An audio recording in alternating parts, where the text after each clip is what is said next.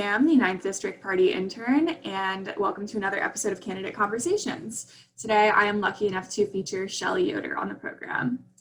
Shelli Yoder is a native Hoosier and candidate for State Senate District 40. She is an outspoken progressive dedicated to making Indiana inclusive for all that are lucky enough to live here, having spent the first part of her career leading nonprofits for women's healthcare and aiding at-risk communities.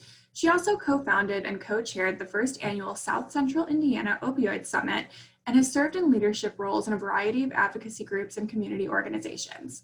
Shelli is not new to politics, having served on the Monroe County Council for 7 years. Not only was she a member of the council, she served as president for 2 years and vice president for another 2. Now, Shelli works as a senior lecturer at Indiana University's Kelley School of Business, giving her a unique perspective on the challenges facing higher education. With no opponent this election, she is thrilled to begin serving as District 40's next state senator this November. Shelli, thank you so much for being here. Thanks so much, Sam. I certainly appreciate everything that the Ninth District leadership is doing, and thank you. Thank you. So I always like to start off this program by asking what inspired you to run for office? Well, I would say in this running for state senate, what inspired me was the hard work and legacy of people like Vice Simpson and our current state senator who is retiring, Mark Stoops, and how hard they have worked over the years and what they've been able to achieve while not being in the majority party. And those kinds of sensibilities, thinking about what are my strengths, what am I passionate about, and what can I get done? And it was really based on really both positions and priorities, as well as really feeling that it is important that we have parity in our state house. We don't currently in the state senate for Democrats, we currently only have 2 women elected, and we need greater parity. And so policies and parity, those were the 2 reasons why I decided to run. Absolutely, that's wonderful. And we need more views like yours represented in the State House. So my second question, you have had an incredibly impressive career, but to you, what work experience has been the most valuable? It's hard to balance out what's the most valuable, because I learned so much from every single different work experience that I have. But if I just look currently, I would have to say that I miss my work on the county council. This experience, the camaraderie with colleagues, both Republicans and Democrats, and working together to solve problems locally, that kind of work, it was incredibly fulfilling and hard and rewarding. Just to be able to see how much of what we did was completely unrecognizable until it was recognizable, and then we got to say, how can we fix this? What do we need to do to address it before it happens? From the climate crisis to livable wages to healthcare, public health. My goodness, we're seeing it now more than ever. My goodness, the importance of local, strong public health. So that work is one that is so valuable to me, and as well as being in the classroom. And I appreciated what you said about being in the classroom and having sort of my finger on the pulse of the needs of higher ed. But really, it's hearing from employers on how do we get an economy that works for all, and hearing that every day, number one. Number two, it's not just higher education, it's public education, especially pre-K through 12th grade, and what we need to prioritize that and support it and value it in the state of Indiana. I hear that all the time. The majority of my students come to me from public education, and that determines the trajectory of the rest of their lives. So it's not just the needs of higher education. It's the value of being in the classroom every day, and in people's lives every day that are making important decisions along the way, and what's informing their decisions that helps me grow as an individual and be a better legislator in the General Assembly. So I'd say just right now, what's valuable is my experience on the county council and being in the classroom every single day at the business school. That's incredible. Yeah, in college Dems, where I serve on the board, we always try to emphasize the importance of state and local government. And so it's so inspiring to see someone like you who's dedicated her entire life to your community and serving that community and also serving students. I just appreciate so much what the college Dems do. I remember when I ran for Congress in 2012, I had never run for anything. And the reason why I said yes was twofold. I decided to run because number one, the current congressperson was a climate change denier. And number two, that there were no women running for the people's seat. And so for those two reasons, I decided to run in 2012. I'd never run for a thing in my life. I'd never been really connected in sort of politics in that way. I'd been involved and active in different issues that I was passionate about, but politically active, I had not been. And so it was a learning curve like this.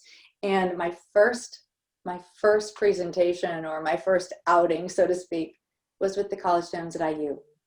And to me, I feel like you helped make me a better candidate, a better human being, just a better representative. And while we weren't successful in 2012, I learned so much and kept applying it again and again. I like to say that I ran for Congress in 2012 and was elected to county council. So it doesn't really happen like that for most people, but it happened like that for me. And I'm so grateful. Well, thank you so much for your kind words. I know our organization loves you so much, and as you've learned from us, we have definitely learned from you, and we think of you as such a valuable person to have, as part of our organization. So thank you so much for your continued support and your continued support for the community. I want to say this. When I see you and when each of us, not maybe let's say each of us over the age of 40, we need to get ourselves to the polls. We need to be actively organizing to grow this party. Because here's the thing. When I walk into the room of every college Dem meeting, I see our future. I see brilliance and innovation and enthusiasm. And it is on us to make sure there is a pipeline of opportunities for your generation and the generations after that. And that's why every election and the commitment to the party is so important. And what I've discovered, there have been so many people who have blazed the trail before me, and there will be people like you, Sam, blazing the trail long after me. So we have to do all we can to keep this party strong.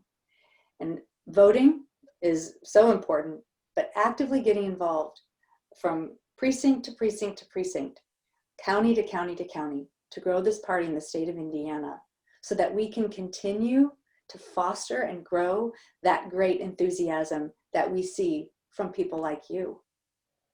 Thank you so much for all of your support, and I definitely think that's an important message, not only for my generation but for all generations. So thank you for living that message and showing others that message for your entire career. Go ahead. I kick myself sometimes because I didn't understand. I grew up in a household of service, but it wasn't connected to politics. And I was in my, to have this awakening of, for me, I grew up Republican, and then to realize I didn't resonate with that platform, and then to realize I resonate with the Democratic platform, and began working to strengthen the Democratic Party. I'm disappointed that I missed out on things that like you get to experience, but I'm trying to make up for it in my adult life. Let me tell you, I'm trying to reverse What I didn't get done as a young person, I'm trying to get that done as a young at heart person. How about that? So you have absolutely made up for it and more. You've spent your entire life doing such incredible things for this state and for this community. And we are so grateful we have people like you to inspire us. So I do want to move on to the third question, but that was a great tangent, great conversation, and I really appreciate it. I think it's such an important message. So I've heard you speak about and advocate for the elimination of dark money and gerrymandering. What does this mean to you, and how have you campaigned with those values in mind? Well, what we're seeing with even closing down the consensus, the Supreme Court said we can close down the consensus and do what the Trump administration wanted to do, and then the undercounting that is going to result in our BIPOC communities. And what happens in the census determines how we draw these lines, and who in the state of Indiana is the party that's in power gets to draw the lines. And so of course they're going to draw the lines that sort of tip their hat to the party in charge.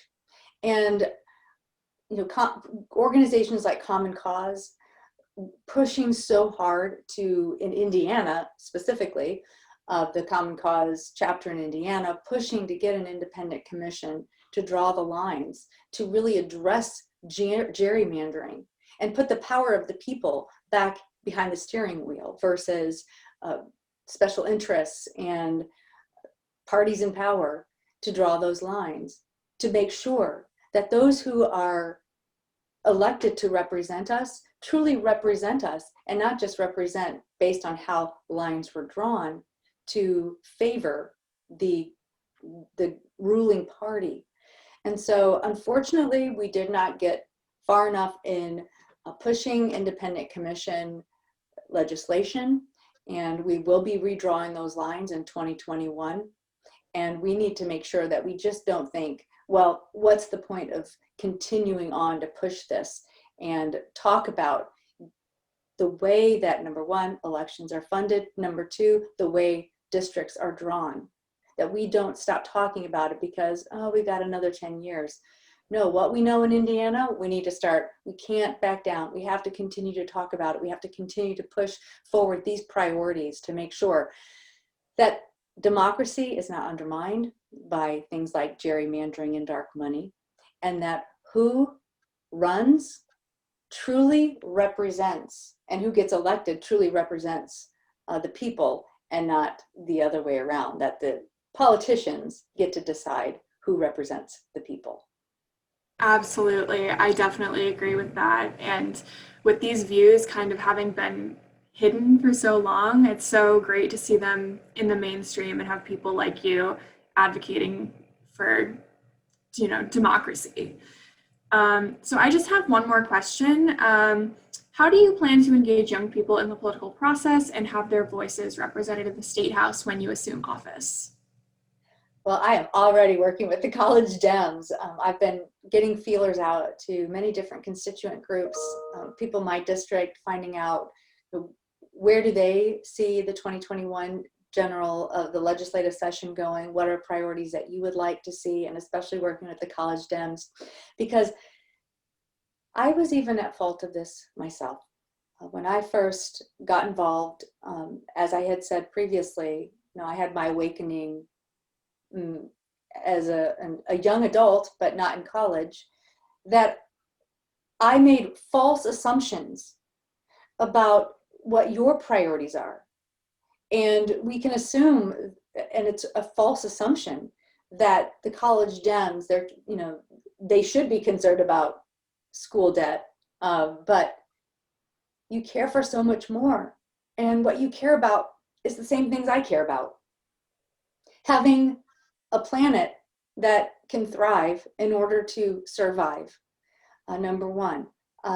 Public education, that you care about these things too, because you came out of the public education system and you see the value of your future being tied directly to a strong public education system.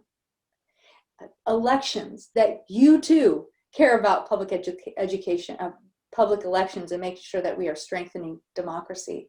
So how do I anticipate engaging young people, making sure, number one, that I'm creating space to listen to you. Number two, making sure there are opportunities for you to work, to get internships, and that the legislation that I propose and push for directly benefits and improves your life. Those are the ways that I anticipate and currently am making sure that the young people feel listened to, heard, seen, understood, and valued. Thank you so much for all the work you're doing, and thank you so much for engaging the College Dems so much in both your campaign and now, even after you know that you're going to assume office. As someone that you were one of the first people that you were one of the first candidates I ever met when I first came to college. So it's really inspiring to see you in this position, and it's really wonderful to have someone representing us that actually values our voices. Sam, I remember when our friendship began. I did. Never will forget it. So thank you. Thank you for serving as the intern for this district, for all the work that you're doing on top of your current schoolwork. I mean, we were texting back and forth, and my heart just went out for you. You just said, I have got these other things that I need to do for your actual, school. And on top of these other issues and campaigns and projects that you have taken on, thank you. And thank you to every single person trying to spin so many different plates right now and keeping them from falling over and crashing. I think that's one thing that you're sensing, that I'm sensing, not just in my own house, but in the classroom, out in the public square, in meetings on Zoom, that I'm sensing the weight of it all from what we're, from the serious systemic racism that finally and hopefully we will continue to pursue and find, not give up in the pursuit of breaking down that systemic racism in many of the systems that support it, addressing white supremacy, the exhaustion of global pandemic, the exhaustion of what we've been through over the last 4 years that has been so divisive, and the ugliness that we have felt, and that heaviness, to the economy and trying to pay the bills when people's incomes just were already not keeping up, and then just having the rug pulled out from underneath them with the onslaught of this global pandemic. So I appreciate all that you're taking on and with so many people are trying to manage, and that stress. I would say this: take care of yourself. Find other people who can support you in managing and keeping those plates spinning. But keep on keeping on. That's all we can do. And if we can find good people like you along the way to keep us motivated and to keep us focused and inspired, then we'll get a little boost of energy along the way to keep us going. I think about people like Martha Nice and Adam Dickey and Dana Black and our good Judge Val Houghton, who have been at this for so long. And keep looking at them. They're not giving up, so we can't give up either. So thank you, Sam, for making this candidate conversation possible. And I just want to tell people these times are hard, and we're not going to give up. We're going to push through and be victorious in November, and then that's when the real work will continue or begin. Absolutely. Thank you so much for, the support for both me, everybody watching this. I know it's so difficult for everyone right now with the pandemic, with the Trump administration, with everything. And most of all, thank you for fighting for us and trying to make our lives better. We'll fight together, Sam. Absolutely. I think that's a great place to end. Thank you so much for being here.